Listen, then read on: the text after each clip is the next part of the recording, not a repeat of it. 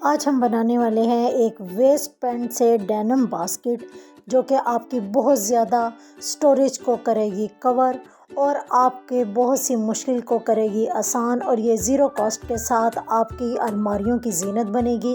तो चलें आएँ चलते हैं अपनी बास्केट की तरफ। बिस्मिल्लाहिर्रहमानिर्रहीम। अस्सलाम वालेकुम। इब्तिसाम क्रिएटिव पावर में आपको खुशामदीद है। Welcome to my channel. हमेशा खुश रहें, आबाद रहें। किचन के वॉश बेसन में थोड़े दिन पहले हमने लीकेज को कवर किया था और लीकेज से जो नीचे वाला कैबिन था वो बिल्कुल मेरा ख़राब हो चुका था। तो मैंने कहा इसकी ऑर्गेनाइजेशन भी आपके साथ शेयर करूं। जब लीकेज हो तो हम किस तरह अपने कैबिन को ऑर्गेनाइज़ कर सकते हैं और किस तरह अपनी चीज़ें रख सकते हैं। मोस्टली ये होता है कि हम इस कैबिन में अपने ज़्यादातर केमिकल्स वगैरह रखते हैं या एसिड हार्पिक्स वगैरह इस तरह की चीज़ें रखते हैं, या बर्तन धोने के साबुन या इससे रिलेटेड कुछ ऐसी चीज़ें होती हैं जो कि हम इसके नीचे एक स्टोर रूम का काम लेने के लिए ये चीज़ें रखते हैं। तो हम इनको किस तरह मैनेज करेंगे, जबकि कार्डबोर्ड के जो बॉक्सेस मैंने रखे हुए थे वो तो बिल्कुल बेकार हो चुके हैं और इनकी हालत बिल्कुल आपके सामने है। वाटर गिरने की वजह से इनमें नमी आ गई है और नमी आने की वजह से ये तमाम देखें गल के ख़त्म हो गए हैं और ये इसलिए बेकार चीज़ है। जबकि मैं इनका परमानेंटली हल आपको बताऊंगी। ऊपर वाला कैबिन ऑलरेडी मैंने बना लिया है और बनाने के बाद इसकी एक साइड पे पट्टी मैंने इस तरीके से लगाई है और ऊपर वाली स्लैब को मैंने डाल दिया है। साइड पे 2 कीलों से मैंने पट्टी नीचे लगा के इस तरह एक कैबिन बना दिया है। बनाने के बाद अब इसके अंदर जो भी आपको शॉपिंग बैग मोटे प्लास्टिक के हों वो नीचे आप बिछा कर रख सकते हैं। और इसके ऊपर मैंने जो टाइल्स टूटी हुई पड़ी हुई थी वो अरेंज कर दी हैं। जो मेरे पास फ्रूट क्रेट के बॉक्स पड़े हुए थे उनके कील को मैंने हैमर की मदद से अंदर की तरफ कर दिया है ताकि हाथों पर ये ना चुभे और इस तरह ये फ्रूट क्रेट हमारे काम आ जाएं। अब जो एसिड मेरे पास पड़े हुए हैं उनको मैंने 2 हिस्सों में तकसीम किया है। वॉशिंग एसिड अलग हैं और दूसरे जो बर्तन धोने वाले एसिड हैं वो अलग हैं। जो वॉशिंग एसिड होंगे उनको मैं पीछे की तरफ रखूँगी, जबकि जो बर्तन धोने से रिलेटेड मेरी जो चीज़ें हैं उनको मैं आगे की तरफ रखूँगी। तो एसिड को मैंने तमाम को फ्रूट क्रेट में अरेंज कर दिया है। अगर ये लीकेज भी हो तो बिल्कुल भी ख़राब होने का डर ना हो और ना ही मेरा कैबिन ख़राब हो। तो इन एसिड को मैंने बैग की तरफ रखा है। अब हमारे पास 2 पोर्शन और बाकी हैं, एक फ्रंट का और एक साइड का पोर्शन।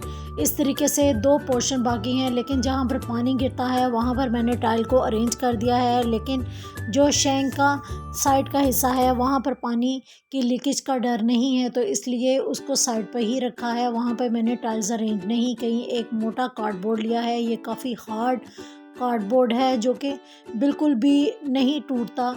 तो इसके हम 2 पोर्शन करेंगे। इसको सेंटर से इस तरीके से मैं कट कर लूँगी। एक साइड से ऑलरेडी मैंने टेपिंग की हुई है और दूसरी साइड से भी इसको टेपिंग करके हम एक साइड से रख देंगे। लेकिन मैं इसको पहले कटिंग करूँगी और कटिंग करने के बाद इसको आपको दिखाऊँगी कि मैं किस तरीके से अरेंज करूँगी।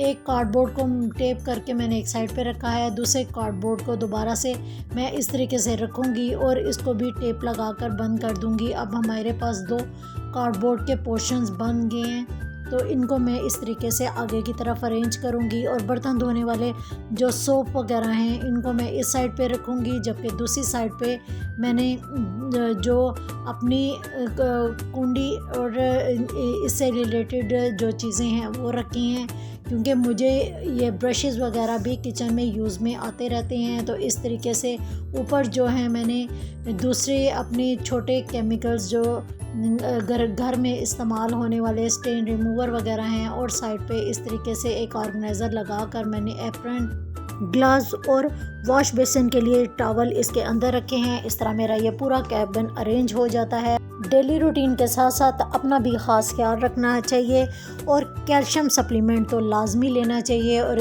कैल्शियम के साथ साथ विटामिन डी इसका सप्लीमेंट भी बहुत ज़रूरी है। तो इसके लिए ये एम्प्यूल बहुत अच्छा एम्प्यूल होता है, ये ओरल एम्प्यूल है और मस्ट आप वीकली या 15 डेज़ के बाद एक एम्प्यूल लें। इससे ये होता है कि विटामिन डी की आपकी कमी दूर हो जाती है। इस तरीके से ये इसकी पैकिंग है। ये एम्प्यूल इस तरीके से ग्लास बॉटल में आता है और साथ इसके एक प्लास्टिक की नोज़ल होती है। नोज़ल को आप इस एम्प्यूल के ऊपर लगाते हुए जहाँ पर इसका निशान आ रहा है ठीक उसी निशान के ऊपर ही लाइन बनी हुई है, उस लाइन को इस निशान पर लाते हुए जब इसको प्रेस करेंगे तो ये अपनी जगह पर आसानी से बैठ जाएगा। और बैठने के बाद इसको हल्की सी आगे या पीछे की तरफ जब ज़रब लगाएंगे तो ये आसानी से खुल जाएगा। तो ये इसका जो ग्लास है बिल्कुल हाथ पे भी नहीं चुभेगा। तो इसको आप इस तरीके से ही आप ले सकते हैं। ज़्यादातर इसको दोपहर के टाइम पे आप यूज़ करें, रात को और डे के टाइम पे इसको यूज़ ना करें। ये आपकी हेल्दी बोन के लिए बहुत ज़्यादा ज़रूरी है। तो चले आएँ अब चलते हैं अपनी बास्केट की तरफ। मेरे पास एक पैंट पड़ी हुई थी, गालबन ये 9 से 10 साल बच्चे की पैंट है जो कि मैंने ली है।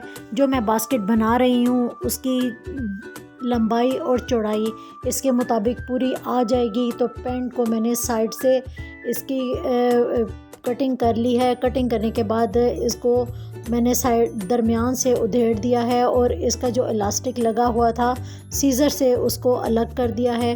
अब इस तरीके से मेरे पास 2 पीस आ चुके हैं। इन 2 पीस की जो साइडों की तिरछी स्टिचिंग है इसको मैंने अच्छे तरीके से कटिंग कर लिया है, क्योंकि जो तिरछे पार्ट हैं उनकी कटिंग अगर अच्छी हो तो हमारी बास्केट बनते हुए काफ़ी नीट लगती है। इस तरीके से दूसरी साइड से भी मैंने इसकी तिरछी कटिंग को काट लिया है। अब हमारे पास बिल्कुल सीधा पीस आ चुका है जिसके ऊपर पॉकेट है। पॉकेट को हम इसी तरह ही रहने देंगे। अब इसकी हम लंबाई करेंगे तो लंबाई इसकी 17 होगी और चौड़ाई इसकी 15 है। और इसके बाद जो एक्स्ट्रा पीस है वो हम उतार लेंगे। शॉपिंग बैग का मोटा प्लास्टिक मेरे पास पड़ा हुआ है तो मैं आज लाइनिंग या राइस बैग नहीं यूज़ करूँगी, बल्कि इसी बैग को ही यूज़ करके हम अपनी बास्केट बनाएंगे। तो ये प्लास्टिक काफ़ी मोटा और अच्छी क्वालिटी का था तो मैंने इसी को ही यूज़ करने का सोचा। तो सीज़र से इसको 2 हिस्सों में कट कर लें। जितनी आपकी लंबाई और चौड़ाई है उसी हिसाब से इसको आप काट लें। मैंने भी इसकी पैमाइश 17x15 के हिसाब से इसकी कटिंग कर ली है। अब हमारे पास ये पीस आ चुका है। अब जो हमारे पैंट के जो साइडों के पीस उतरे थे जो हमने सीधी कटिंग की थी उसको मैंने चारों तरफ से स्टिचिंग कर कर अपने बैग्स इसके साथ अटैच कर दिए हैं। अब हमारे पास ये 2 पीस थे जिनको मैंने दरमियान से सिलाई लगा दी है। 2 पॉकेट्स आपको नज़र आ ही रही होंगी और सेंटर में मैंने इसको स्टिच कर दिया है। अब इस तरह से हमारे पास एक पीस आ चुका है। इसको दोबारा से हम फोल्ड करेंगे और इसकी साइड पर हम एक सिलाई लगा लेंगे। अब जो नीचे एक्स्ट्रा पीस हमारा बचा हुआ था इसको भी मैंने सिलाई लगाकर इस तरीके से बना लिया है। अब एक आप ढक्कन ले लें क्योंकि हमें बिल्कुल एक्यूरेट स्क्वायर शेप चाहिए। तो इसके लिए ये जो ढक्कन है हमारी पैमाइश के मुताबिक बिल्कुल परफेक्ट है।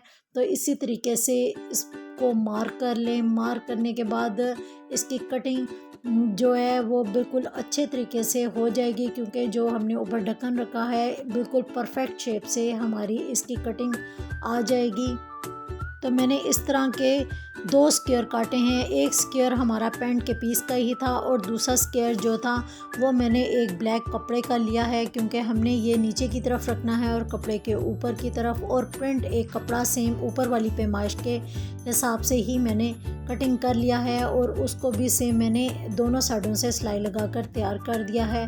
अब जो हमने इसका कवर लगाना है तो उसको मैंने गोलाई में रखते हुए इस तरीके से चारों तरफ से पिन अप कर लिया है ताकि मुझे स्टिचिंग में आसानी हो। तो ये बैक वाला पीस लग चुका है। फ्रंट वाला हिस्सा जो मैंने प्रिंट तैयार किया हुआ था इसको मैंने ऊपर रखकर इस तरीके से तैयार कर दिया है। तैयार करने के बाद मैं चारों तरफ से इसको सिलाई लगा दूंगी और सिलाई लगाने के बाद इसको इस ओवरलैप हिस्सा जो हमारा था उसको दोबारा बाहर की तरफ निकाल कर इसको मैं इस तरीके से फोल्ड करूंगी और दोबारा से यहाँ पर सिलाई लगा दूंगी। अब ये पूरा हिस्सा हमारा स्टिच हो जाएगा और अंदर की तरफ आराम से चला जाएगा। अब हमने इसकी मगज़ी निकालनी है, तो मगज़ी निकालने के लिए मैं इसी तरीके से बिल्कुल एक ही पैमाइश में इसकी मगज़ी को निकाल के सिलाई कर लूँगी।